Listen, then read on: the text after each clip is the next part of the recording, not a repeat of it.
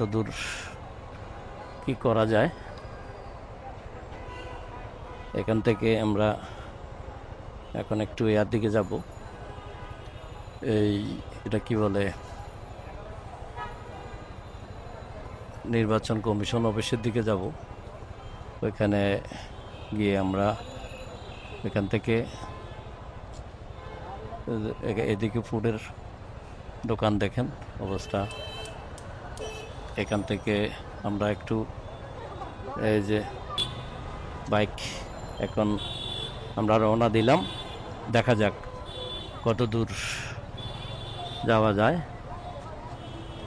এখন এখান থেকে ব্লগ শুরু করলাম, সরি, আপনারা একটু দেখতে থাকেন। প্রচণ্ড গরম, গরমের কারণে একদম বিতৃষ্ণ। আমরা একটু বাপ বেটা মার্কেটে আসছিলাম যে কিছু কেনাকাটা করব, সম্ভব হলো না গরমের কারণে। মার্কেট থেকে বাইরে গেছি, কারেন্ট চলে গেছে মার্কেটে। কারেন্ট না থাকাতে আরও বেশি সমস্যা হয়ে গেল। আমরা এই জন্য বাইরে গেছি, কারণ রাত্রে একটু ভিডিও করব, এটা মনে করে একটু বেরিয়ে গেলাম। ঠিক আছে, আবার ওইদিকে গেলে ভিডিও করব। ধন্যবাদ আপনাদেরকে।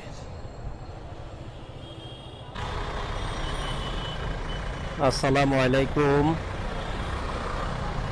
আমরা যাচ্ছি নির্বাচন কমিশন রোডে। এখান থেকে ভিডিও স্টার্ট করলাম, কারণ এইটুক জায়গা রাত্রের বেলায় ভিডিও আর করা হয় নাই। এই কিরকম ভিডিও আসে এটা দেখার জন্য রাত্রে বের হওয়া, কারণ যে গরম পড়ে, এই গরমের ভিতরে বাইর হওয়ার কোনো এনার্জি নেই কারোই। আমার মনে হয় না কোনো লোক বিনা কারণে রাস্তা বাইর হবে ঘর থেকে। কারণ আমরা একটা মার্কেটে আসছিলাম, একটা কিছু মার্কেটিং করার জন্য। মার্কেটে যখন কারেন্ট চলে গেল, কারেন্ট যাওয়ার পরে আমরা বাইর হয়ে গেলাম। প্রচণ্ড গরম ছিল, মার্কেটে এসি ছিল না। এসি না থাকাতে প্রচুর গরম সহ্য করতে না পেরে আমরা বাইরে রোডে এখন আমি চালাচ্ছি হোন্ডা নিয়ে। বাইরে একটু ভাবলাম যে গরমের ভিতরে একটু ঠান্ডা হয়ে তারপরে বাসার দিকে যাব হোন্ডা নিয়ে। আজকে কি এটা খোলা নাকি জাদুঘর? এখন তো বন্ধ হয়ে গেছে না? জাদুঘরটা মনে হয় বন্ধ হয়ে গেছে। যাই হোক, জাদুঘর বন্ধ হওয়া, আর একটু বিকালবেলা আসা উচিত ছিল। জাদুঘরে গেলে আর একটু বিকালে যাওয়া দরকার ছিল, কারণ এখন সন্ধ্যা হয়ে গেছে, কোনো কিছু দেখা যাবে না।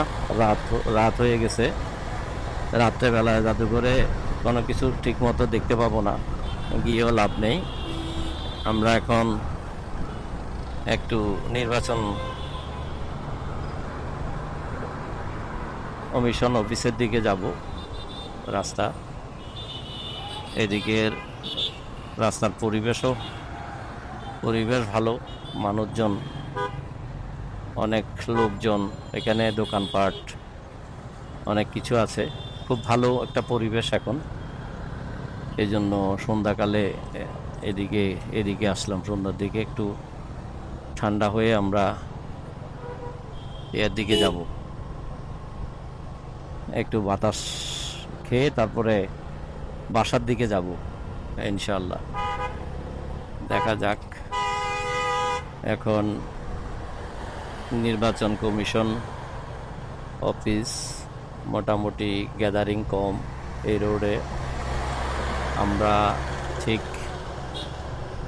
এখান থেকে আমি আজকে নেমে হয়তো হেঁটে ভিডিও করব ইনশাআল্লাহ। দেখা যাক এখানকার পরিবেশ।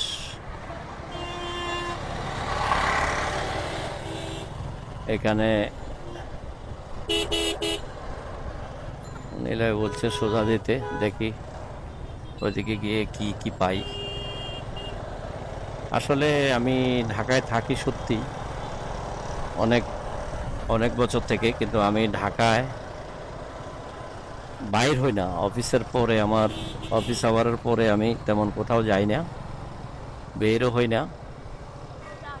এখান থেকে এখান থেকে সোজা আর একটু আসলাম, সোজা আসার পরে এখন বামে টার্নিং নিলাম, এখান থেকে আবার ডান দিকে